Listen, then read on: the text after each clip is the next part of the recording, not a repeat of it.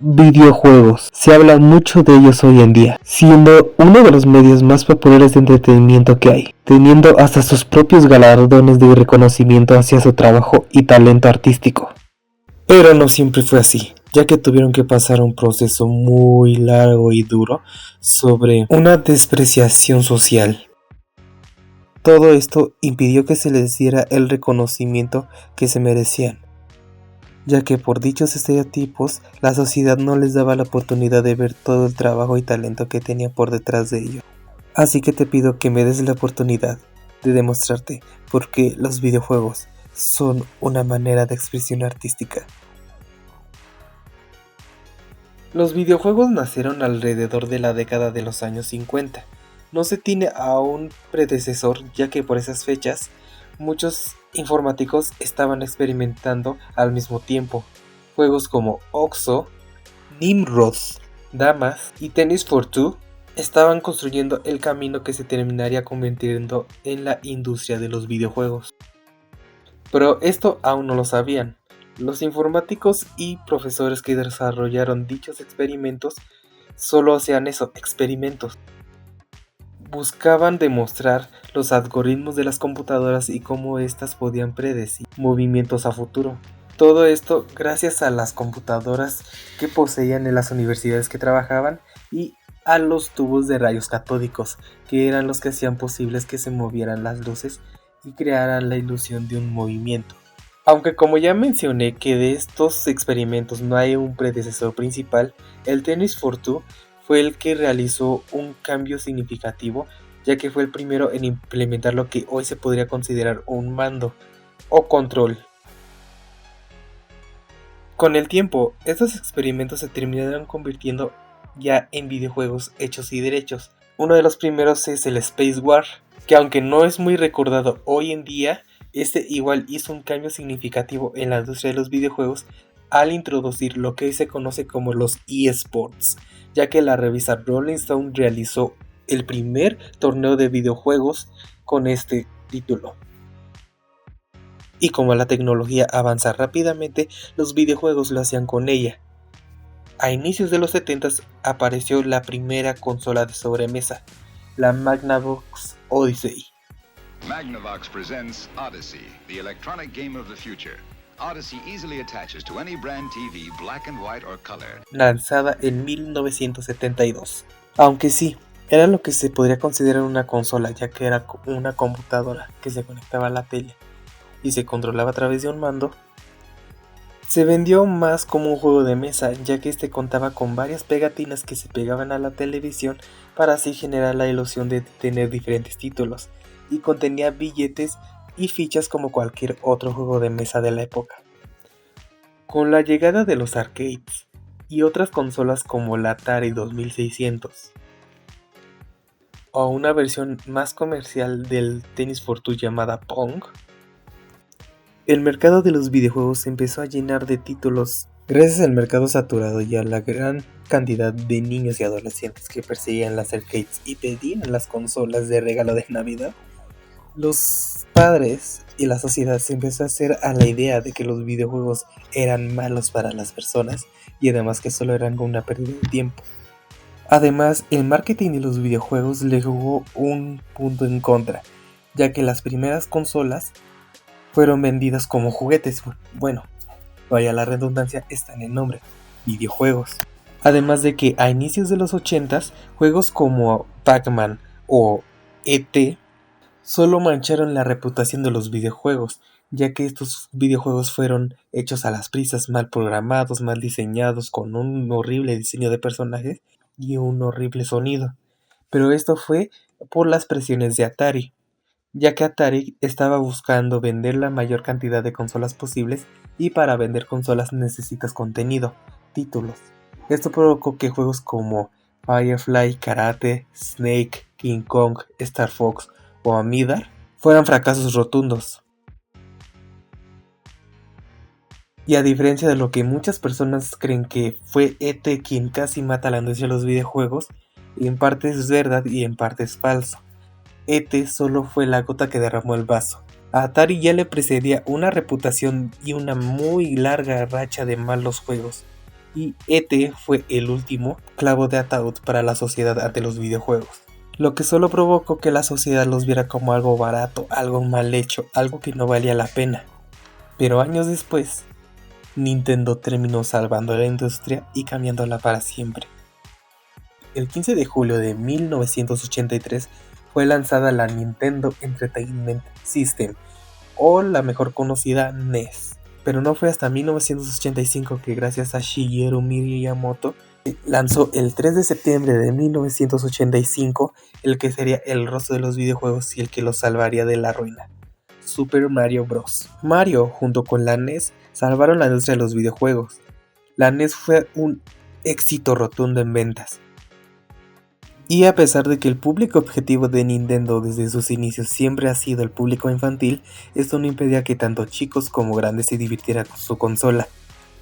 Esto hizo que poco a poco se dejara de ver como un juguete y se empezara a apreciar como otra nueva forma de entretenimiento. Una nueva década estaba por iniciar y la tecnología seguía avanzando drásticamente. Esto hizo que Nintendo volteara a ver a otras compañías para crear colaboraciones y así crear una mejor consola. Nintendo se terminaría asociando con Sony. Juntos desarrollarían el periférico o accesorio para la Super Nintendo, la PlayStation, pero con la Play y el Station separados. Este sería un reproductor de Compact Disc o CD para la reproducción de sus juegos, ya que para esas épocas el CD era una forma de almacenamiento muy nueva. Pero debido a diferencias creativas y sin previo aviso, Nintendo anunciaría en la E3 que finalizaría sus relaciones con Sony y se asociaría con Philips. Lo que no sabía Nintendo es de que acababa de crear el punto clave en la industria de los videojuegos, además de crear a su mayor competente. Sony, desarrollando aún mejor la PlayStation, juntando esta vez las palabras, lanzó internacionalmente el 9 de septiembre de 1995 la PlayStation. Pero no solo la lanzó con el reproductor de CD, sino que también fue la primer consola en usar el 3D. Con el tiempo, Nintendo también se adentraría en el mundo del 3D, y con la llegada años más tarde de Xbox, el 3D ya era una norma en la industria de los videojuegos. Con la llegada del nuevo milenio, el proceso de desarrollo de los videojuegos había cambiado drásticamente, pero todo esto se logra gracias al documento del videojuego o el GDD. Nada puede surgir sin una idea original con la cual iniciar todo. Es gracias al GDD que el videojuego puede pasar por muchas reediciones antes de que sea definitiva la idea. El objetivo de este documento depende del gran tamaño del equipo y de los costos de producción con los que se cuenten, ya que este documento es una descripción general de todo lo que se realizará. Todos los involucrados en la producción del videojuego deben poseerlo para que todos estén en la misma página. Este documento puede contener como la descripción general de la premisa del juego o una descripción más detallada de la historia, descripciones y conceptos de los diseños y niveles, además de los entornos, la descripción del gameplay, un bocetaje de los diseños de personaje con las ideas y los estilos artísticos que serán implementados, el diseño sonoro con el que contará el videojuego. Esto puede ser desde los sonidos Foley o los que hará el personaje, que se pueden hacer en doblaje en postproducción. Y finalmente, lo que es más importante para un videojuego, la interfaz de usuario, a quién va dirigido, cómo va a interactuar con el jugador, el HUD, que es lo que verá el jugador todo el tiempo, como las barras de vida, la selección de armas u indicadores de a dónde debe de dirigirse. Ya con el GDD listo, es importante comenzar a desarrollar las mecánicas del juego, además de la interfaz de usuario. Todo esto para que posteriormente el bocetaje de personajes o los artistas conceptuales puedan generar las propuestas más acorde a lo que será el videojuego. Porque esto también es la construcción de un mundo, y para un mundo debe tener sus propias reglas. Básicamente, en pocas palabras, las mecánicas del juego y sus reglas, además de la interfaz de usuario, es la manera en cómo se juega, cómo el jugador interactuará con el juego, qué armas va a portar, qué personajes va a controlar, a qué lugares se irá, qué escuchará cuando entre a cierto lugar, con qué botón peleará. Y para la interfaz de usuario, que es el Heads Up Display o en sus siglas HUD, es lo que uno sí podría considerar lo más importante o uno de los puntos más importantes del juego, pues como ya se ha mencionado anteriormente es el cómo el jugador interactuará con el mundo. Esto puede ser la guía hacia dónde debe dirigirse, la barra de vida, su inventario, su selección de arma, el icono del arma que tiene ya seleccionada. Esto debe ser bien diseñada para que no sea invasiva, para que permita al jugador ver todo lo que está en pantalla y también ver todo lo que tiene a su disponibilidad. Esto también puede contar como las flechas e indicadores de un enemigo o si un personaje acompañante NPC está cerca o lejos. Pero además del HUD, lo que más verá el jugador será el mundo en el que está explorando. Todo esto es gracias a los modeladores y animadores 3D que construyen las montañas que un jugador escala, las pistas que recorre o los personajes que lo acompañarán durante toda su travesía. Que para esto es muy importante el diseño de personajes.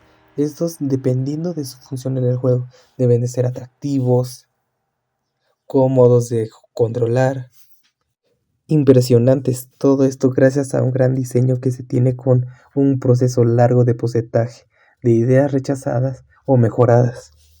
Todos estos aspectos los podemos encontrar en videojuegos en concreto.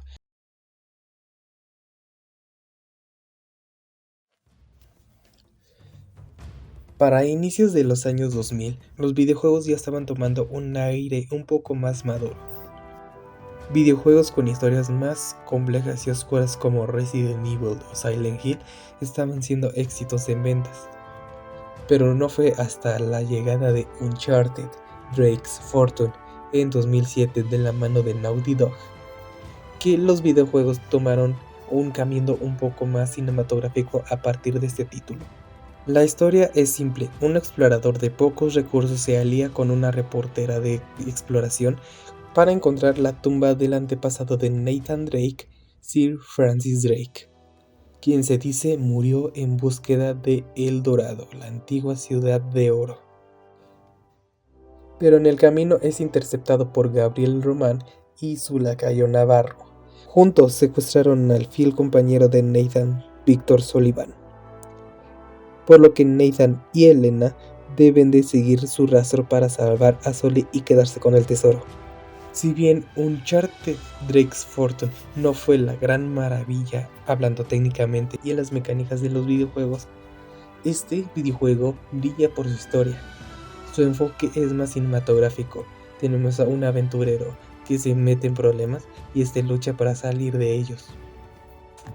Uncharted estableció un modelo de los videojuegos AAA dentro del ecosistema de PlayStation, y Naughty Dog se convirtió en el estudio estrella de PlayStation, ya que sus demás estudios trataron de seguir la misma línea que Naughty Dog había tomado con Uncharted, hacer videojuegos aún más cinematográficos donde la historia principal sería su mayor atributo. Pero si hubo un videojuego que hizo que las personas realmente cambiaran su forma de ver a los videojuegos, tanto como jugadores, críticos y personas ajenas al medio, fue el videojuego de The Last of Us. Lanzado el 9 de septiembre de 2013, y dirigido por Neil Druckmann, este videojuego marcó un punto decisivo dentro de la historia del entretenimiento interactivo. No solo destacó por su apartado técnico o por su jugabilidad refinada, sino por una profundidad emocional de su narrativa y sus personajes. El nivel de actuación de sus personajes y la manera en que abordó temas humanos como la pérdida, el duelo, el miedo y la esperanza. Es considerado uno de los juegos más dramáticos que existen. A diferencia de otros juegos de acción o aventura, The Last of Us apostó por un tono más íntimo y crudo. La historia de Joel y Ellie, dos sobrevivientes que recorren Estados Unidos devastado por una pandemia causada por el hongo Cordyceps, resonó profundamente con el público gracias a su humanidad. La relación entre ambos personajes evolucionó de forma natural, llena de matices, silencios y gestos que pocas veces se habían visto en esta calidad. y gestos que se habían visto pocas veces con esta calidad de un videojuego. Esto hizo que muchas personas que nunca antes se habían interesado en el medio comenzaran a verlo como un vehículo capaz de contar historias tan complejas y emotivas como las del cine o la literatura. Además, The Last of Us consolidó la idea de que los videojuegos podían ser una forma legítima de arte narrativo, pues con el final uno lo puede hacer reflexionar muchísimo. Joel asesinó a toda una armada de luciérnagas para salvar a Ellie. Ellie es la única persona inmune dentro del universo de The Last of Us hacia el hongo Cordyceps. Las luciérnagas, un equipo militar, el que buscaba crear una cura a partir de la inmunidad de Ellie, pero para esto requerían hacer una cirugía con la que Ellie no sobreviviría. Joel, al ya haber perdido una hija 20 años atrás al inicio de la pandemia, Joel decidió acabar con toda la armada de luciérnagas con la que se encontraba junto con Ellie en el hospital donde se encontraban. Este es uno de los puntos de inflexión más grandes dentro de la historia de los videojuegos, pues y es donde vemos a Joel sacrificar el mundo para salvar el suyo. En contraste con un videojuego que salió en 2018 que es el Marvel Spider-Man, donde Peter sacrifica su mundo, que es su tía May, para salvar el mundo de los demás. Es por esto que este es uno de los mejores finales considerados de los videojuegos. Vemos cómo lo que se podría considerar un villano, Joel, sacrifica el mundo de los demás para salvar el suyo. Pues en un mundo tan podrido y roto, ¿qué esperanza podría tener de una cura? A diferencia de Peter Parker o Spider-Man, que siendo un héroe consolidado, decidió sacrificar a su tía May para salvar el mundo de los demás. Con la dirección de actores mediante la captura de movimiento y la composición musical magistral de Gustavo Santaolalla y la escritura detallada, demostraron que los videojuegos podían alcanzar un nivel de sofisticación comparable e incluso superior a otros medios tradicionales como el cine. Su impacto fue tal que se convirtió en un referente cultural, trascendiendo en la industria, motivando debates sobre la narrativa de los videojuegos, además de la ética de las decisiones de los personajes e incluso adaptaciones a otros formatos como la exitosa serie televisiva. Si bien Uncharted ya había contado una historia un poco más cinematográfica, The Last of Us fue la obra que hizo que el mundo entero reconociera el potencial emocional, artístico y humano del medio. Representó una madurez narrativa que transformó para siempre la forma en que se perciben los videojuegos y elevó el estándar de lo que estos pueden llegar a contar. The Last of Us, al igual que Uncharted, no destacó mucho por el gameplay particularmente innovador, pues de hecho la jugabilidad de ambos es relativamente sencilla y se basaba en mecánicas más conocidas como escabullirse entre los enemigos, eliminaciones silenciosas, administrar recursos limitados y disparar cuando no queda otra opción. Sin embargo, The Last of Us llevó esta fórmula a un nuevo nivel, integrándola de manera impecable al desarrollo emocional de los personajes con su jugabilidad y su mundo post-apocalíptico. Esto permitió que incluso personas ajenas a los videojuegos lo vieran como una obra capaz de transmitir emociones profundas y reflexiones significativas. El año 2018 se podría considerar uno de los mejores de la industria de los videojuegos, pues en ese año salieron muchos juegos que son muy queridos hoy en día, de los cuales algunos hablaré más adelante, pero dentro de estos, uno de los que resalta también por su narrativa compleja y además por un excelente diseño del HUD y interfaz de usuario es Detroit Become Human. Desarrollado por Quantic Dream y lanzado el 25 de mayo de 2018, fue dirigido por David Cage. Este título se considera uno de los videojuegos contemporáneos que establece una relación más estrecha entre usuario y experiencia narrativa. Quantic Dream ya estaba especializado en crear videojuegos que podían interpretarse prácticamente como películas interactivas, donde el gameplay tradicional quedaba en segundo plano.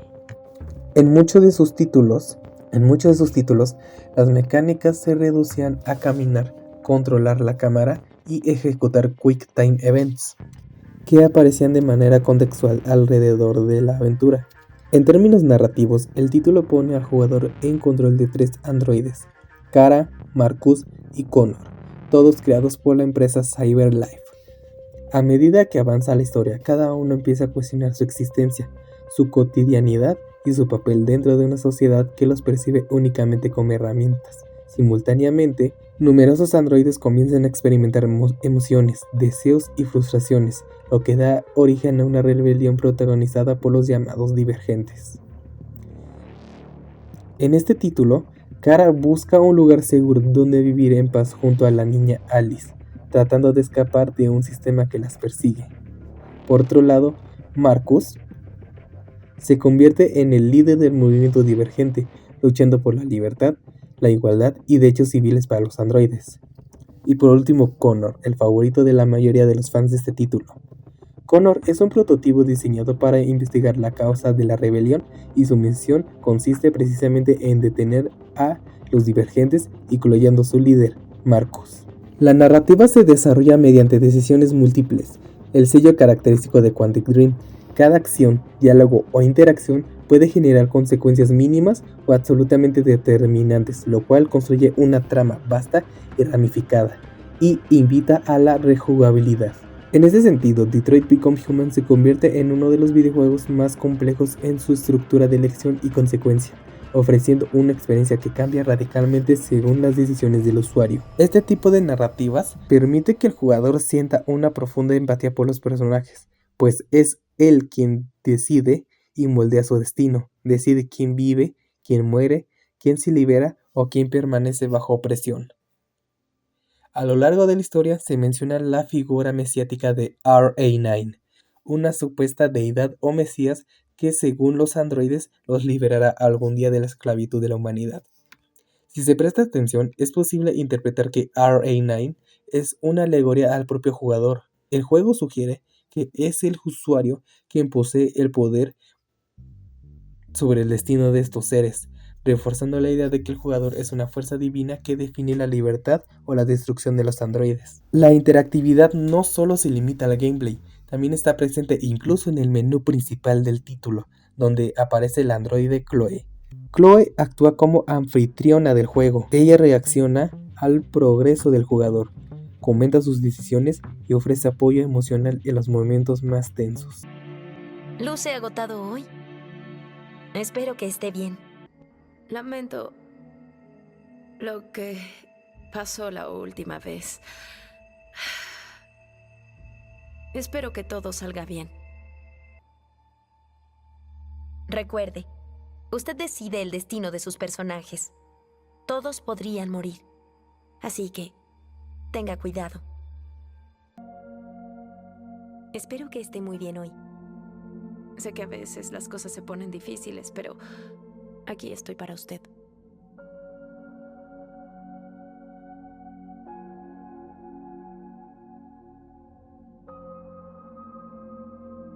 Algo cambió en mí.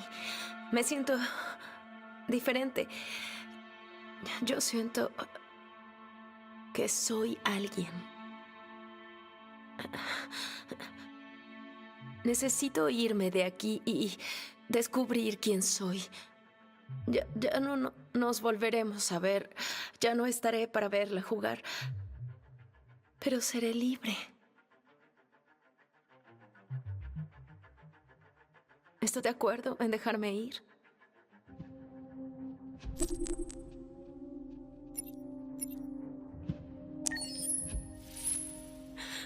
Nunca olvidaré lo que hizo por mí. Gracias.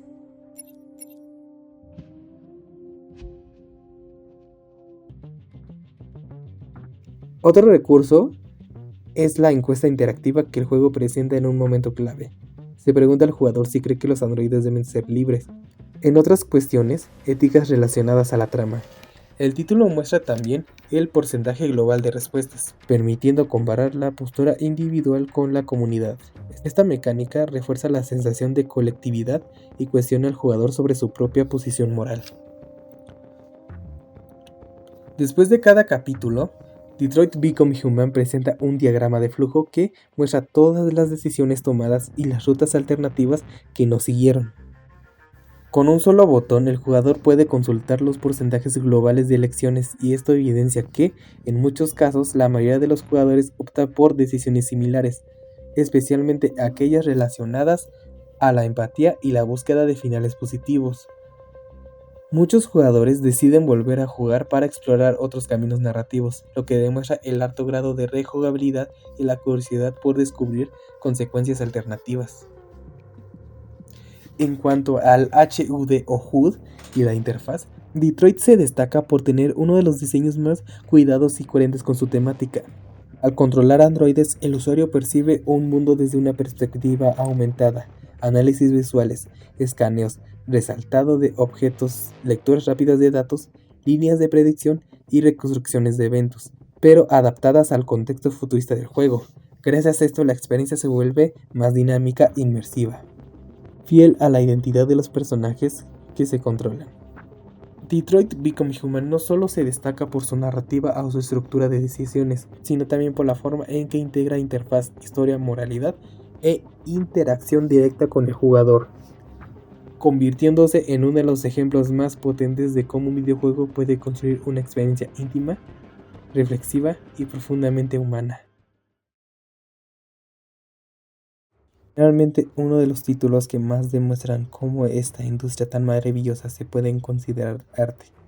Aunque faltaron muchos títulos maravillosos por mencionar, al que se le va a dedicar esta sección demuestra todos los puntos y argumentos mencionados con anterioridad, llevándolos hasta más allá de sus límites. Una saga o franquicia con la historia tan impresionante por detrás de los mandos que es digna de contar. Una historia de venganza, de rencor, pero también de redención, de comprensión. La historia de un hombre roto, de un padre que duda. Esto es God of War.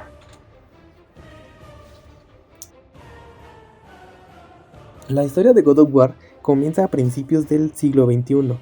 En estos momentos es donde Sony prepara el lanzamiento de su nueva consola, la PlayStation 2. Y como toda generación nueva necesita títulos exclusivos que impulsen las ventas. El estudio de Santa Mónica recibió el encargo de desarrollar una propuesta novedosa. Fue entonces cuando David Jaffe, uno de los creativos más influyentes de la compañía, propuso crear un videojuego inspirado en la mitología griega, una cultura por la cual sentía una profunda fascinación. En sus primeras etapas de desarrollo, el proyecto fue bautizado como Dark Odyssey, o la Odisea Oscura, haciendo alusión a la Odisea de Homero. Se elaboraron infinidad de artes conceptuales y se barajearon múltiples ideas para su protagonista. Uno de los retos más complejos fue precisamente encontrar al protagonista ideal, un personaje capaz de transmitir brutalidad, tragedia, determinación y misticismo. Tras numerosas propuestas descartadas, finalmente dieron con el diseño icónico del que sería conocido como el fantasma de Esparta, Kratos. A lo largo de la trilogía original y de sus spin-offs como Chains of Olympus y Ghosts of Sparta, la narrativa de Kratos se centró casi por completo en su rabia y su búsqueda de venganza tras haber sido engañado por el dios de la guerra Ares para asesinar a su esposa y a su hija. Aunque esta motivación era suficiente para sostener la trama, el desarrollo del personaje era limitado. Kratos era esencialmente una fuerza destructiva, un antihéroe implacable, que se abría camino a través de dioses y monstruos. Sin embargo, esto nunca fue un problema mayor, ya que la saga compensaba con creces su simpleza narrativa mediante una jugabilidad impecable, un diseño de niveles espectacular y de monstruos, además de un combate visceral que se convirtió en sello de identidad. Tras cerrar la saga griega como es conocida actualmente, Santa Mónica estaba pensando en relanzar la saga de God of War, ya sea en un reboot, remake, o simplemente dejar de morir la franquicia si no encontraban la manera de hacerlo volver. Durante las primeras etapas del proyecto se barajeó llevar a Kratos a Egipto, idea que fue muy rápidamente descartada, ya que como Grecia y Egipto se encontraban muy cerca geográficamente, los desarrolladores pensaban que sería muy repetitivo. Es por eso que se decidió llevar a Kratos hacia la mitología nórdica, y se le asignó el proyecto de dirección a Cory Barlog, quien ya tenía experiencia con el personaje y la saga por haber dirigido God of War 2. Uno de los pilares de esta nueva etapa fue el énfasis en la expresión artística y emocional. Esto se logró aún mejor gracias al plano secuencia, pues en ninguno de los títulos nórdicos hay un solo corte durante todo el juego. Incluso desde el menú de inicio no hay cortes, prácticamente desde ahí ya estás jugando, además de la increíble música compuesta por Bear McCreary. que de una manera majestuosa resalta todos los sentimientos de Kratos y Atreus, además de hacer más épicas las secuencias de combate. El Kratos nórdico ya no es el dios iracundo y devastador que conocíamos. Lo primero que vemos en esta nueva aventura es a un Kratos sereno y silencioso, cortando un árbol para cremar a su esposa Frey, recién fallecida. Este personaje, aunque ya fallecido al inicio, funciona como el eje espiritual y narrativo de toda la saga nórdica. Es ella quien impulsa a Kratos y a su hijo Atreus a embarcarse a un viaje físico y emocional hacia el pico más grande y alto de los 9 reinos. Kratos se muestra como un padre rígido, distante y atormentado por su pasado, mientras que Atreus se siente solo, confundido y resentido. De esto se trata el juego, la construcción de una relación fracturada y el esfuerzo de ambos por convertirse en mejores versiones de sí mismos. Cory Barlog reflejó en esta dinámica parte de su experiencia personal como hijo y como padre, lo que dota a la historia con una sensibilidad notable. En su travesía hacia la cumbre más alta de los 9 reinos en Jotunheim para cumplir el último deseo de Frey, esparcir sus cenizas. Ambos conocen aliados memorables como Mimir, Freya y los hermanos Uldra, Sindri y Brok, pero también se encuentran ante otras amenazas constantes como Baldur, el hijo de Freya, e incapaz de sentir algo. Pero también se enfrentan ante otras amenazas como Baldur, el hijo de Freya, e incapaz de sentir algo, siendo inmortal. Y los hijos de Thor, Magni y Modi, quienes dificultan tanto el viaje como la propia relación entre Kratos y Atreus. A lo largo de la historia, Atreus descubre que es un dios, pero la negativa de Kratos de explicarle su origen provoca conflictos que casi los separan. Con el tiempo, el padre comprende que debe de enseñar, guiar y acompañar, no simplemente imponer disciplina.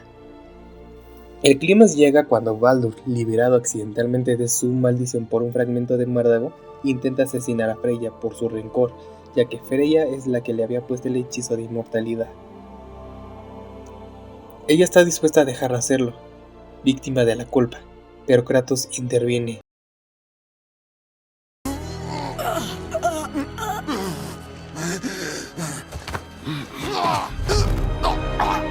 ¿Por qué? ¿Por qué te importa esto?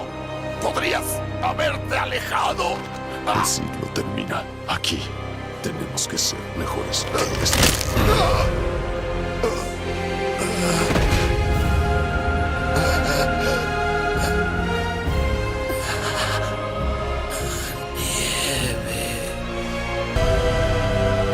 No, mi niño, mi querido y dulce niño. Al matar a Baldur para salvar a Freya, Kratos sin saberlo daría inicio al Fimbulvetr, un invierno de 3 años que sería la premonición al Ragnarok. Esta evolución continua, el Fimbulvetr está llegando a su fin, y las profecías indican la inminencia del Ragnarok. Finalmente, Kratos y Atreus logran llegar a la punta más alta de los 9 reinos en una montaña de Jotunheim. Kratos finalmente le dice de dónde viene. Viene de una tierra llamada Esparta.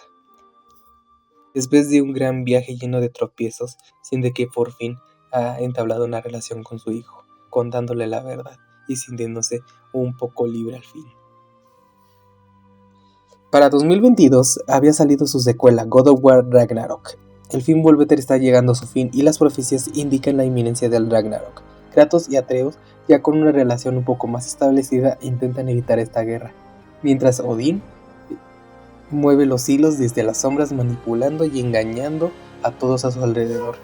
La relación entre padre e hijo vuelve a tensarse, esta vez porque Atreus busca su propio camino, guiado por secretos y responsabilidades que Kratos no comprende del todo. Atreus, buscando su individualidad, huye 2 veces, una hacia Jotunheim y otra hacia Asgard. Todo esto con la intención de encontrar su propio camino, siendo un doble agente. Cada una de estas experiencias fortalecen su independencia y ayuda a Kratos a entender que debe permitirle crecer. Kratos, en un momento de la pelea contra Thor, la detiene, diciéndole que sus hijos han entablado una amistad y que ellos no deben de ser enemigos. Y en tan solo 2 títulos vemos un avance muy grande en el desarrollo de personaje de Kratos. La separación entre Kratos y Atreus al final es el momento clave de la saga nórdica. Atreus debe partir en busca de los gigantes dispersos. Kratos lo deja ir sabiendo que está preparado, pero también sabiendo que él ha cumplido su papel como padre. Uno de los coleccionables dentro del juego eran los templos de Jotnar, pequeños armarios con pinturas y grabados de metal que contaban pequeñas historias. Resulta que existía uno para Kratos, años o incluso siglos antes de que llegara a las tierras nórdicas. En este templo de Jotnar detallaba la misma historia que Kratos y Atreus habían encontrado en la montaña más alta de Jotunheim. Kratos muriendo a manos de Thor y Atreus uniéndose al ejército de Odín. Pero Kratos lo encontró alterado. Había pinturas encima y una de ellas era de Kratos sosteniendo el hacha Leviatán, lleno de auroras y siendo alabado por todos. Kratos se había convertido en el general de la rebelión contra los Aesir. Los 9 mundos ya lo reconocían como un héroe. Kratos, al ver esta pintura que le hizo su esposa, no puede evitar romper en llanto. Este es uno de los momentos más hermosos de la historia de los videojuegos.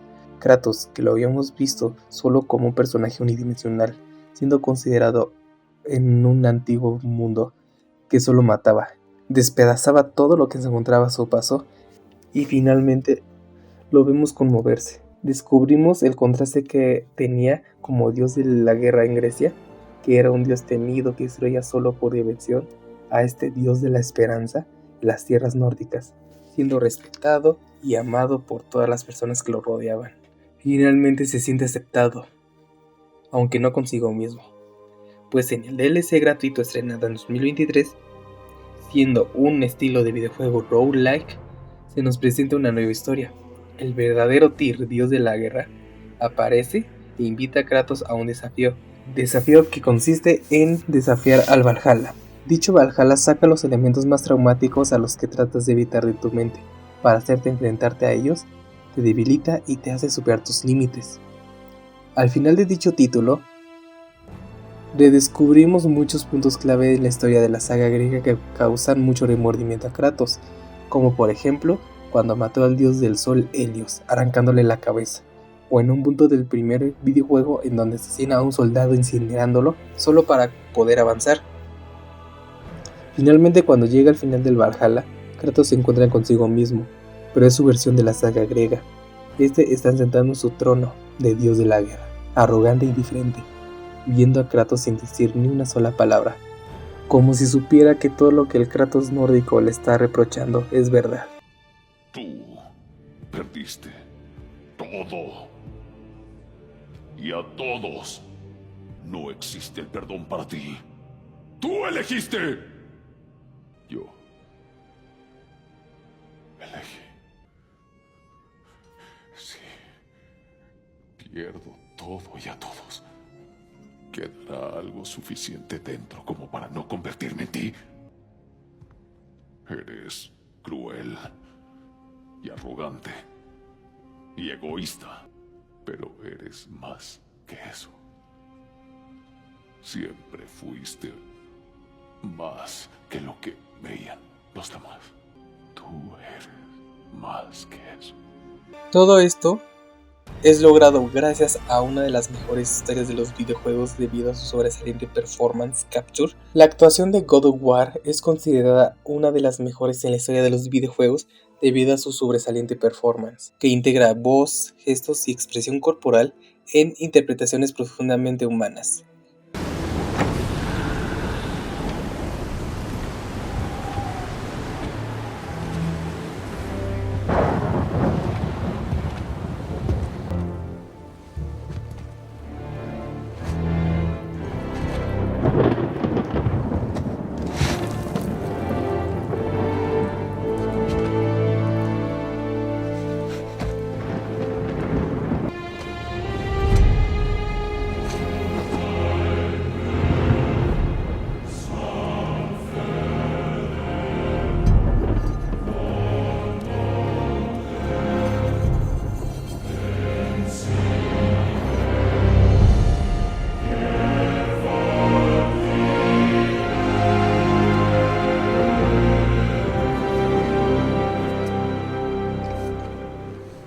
This is where it is.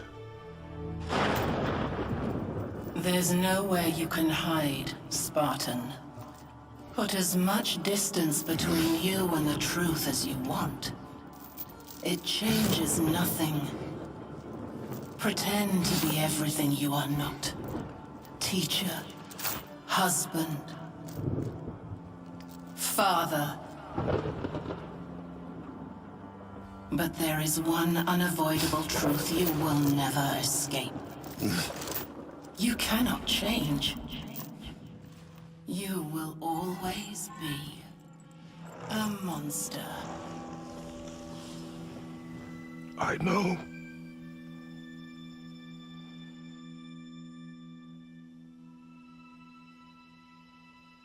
A lot of this performance, for me,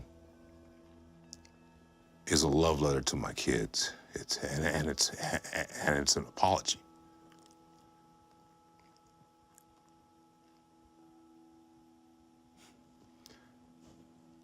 Yeah. And that's all I'm going to say about that. Christopher Judd tiene una de las actuaciones más magistrales de los videojuegos, sintiéndose identificado con Kratos y dedicándoles esa actuación a sus hijos como una disculpa. La saga God of War es una de las mejores escritas a la fecha. Nos enseña que no debemos pasándola disculpándonos, que debemos de ser mejores de lo que somos. Nos enseña a que perder es parte de amar, es parte del trato. No se puede amar sin saber que vas a perder. Pero eso es lo que lo hace especial, saber que algún día se va a acabar. Pero mientras, lo que duró fue lo más hermoso del mundo. Nos enseña a dejar de lado nuestros problemas, a superar nuestros límites, a enfocarnos en lo bueno y dejar ir lo malo. Pues de nada sirve enfocarte tanto en el pasado, si este te está cegando de tu futuro. Nos enseña a que nadie es dueño de nuestro destino, más que nosotros. Pero tú tienes el poder de cambiarlo. Nos enseña que nosotros tenemos el poder de cambiar nuestro destino. Nada está escrito, de que siempre podemos ser mejores de lo que somos, superarnos. Y creo que esto es lo mejor que nos deja la saga de God of War, que no importa cuán duro o cruel haya sido nuestro pasado, siempre podemos elegir ser mejores, demostrar que somos y por qué estamos aquí.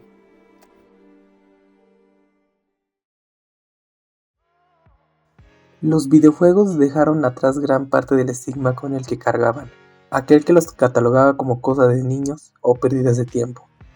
Hoy en día existen ligas profesionales de eSports, competencias internacionales de títulos como Fortnite, Rocket League o League of Legends, y una comunidad global que reconoce la complejidad técnica y creativa que implica producir un videojuego. Además de que cada vez es más común encontrar títulos dirigidos a públicos adultos. Esto no necesariamente implica contenido violento o sexual, sino tramas emocionalmente complejas, reflexivas o mecánicas de juego más retadoras, pensadas para un público que busca experiencias narrativas profundas. En ese sentido, los videojuegos funcionan como sueños interactivos, pues los sueños nos salvan, los sueños nos elevan y nos convierten en algo mejor. Siempre podemos obtener algo bueno de ellos, una enseñanza, una emoción, un momento de alivio o una chispa de inspiración. En los videojuegos podemos elegir quién queremos ser. Podemos convertirnos en un explorador que busca tesoros, en un forajido que encuentra la redención, o en un héroe que enfrenta sus miedos para proteger a quienes ama. Podemos caminar por los bosques verdes de Vanaheim, recorrer las llanuras futuristas de Horizon, o completar los atardeceres inolvidables de Red Dead Redemption 2. Sí, existen videojuegos infantiles, tal como existen películas o libros o series infantiles, pues hay para todas las edades, pero reducir la totalidad del medio a esa categoría sería una generalización injusta. Hay videojuegos para todas las edades, para todos los gustos y para todos los mundos posibles. Porque no hay nada como jugar tu videojuego favorito por primera vez. Esa sensación de asombro irrepetible. Es una experiencia profundamente humana y eso es arte. El arte es la expresión del alma y los videojuegos contienen esa esencia.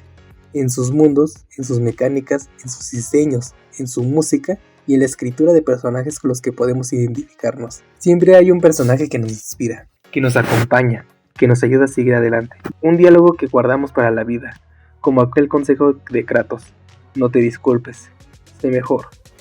O como la frase icónica que da sentido a Uncharted. O como la frase icónica que da sentido a la saga de Uncharted: Sic parvis magna. La grandeza nace de pequeños comienzos. Y así es como nacieron los videojuegos, como un pequeño comienzo y ahora están llenos de grandeza. Lo juro.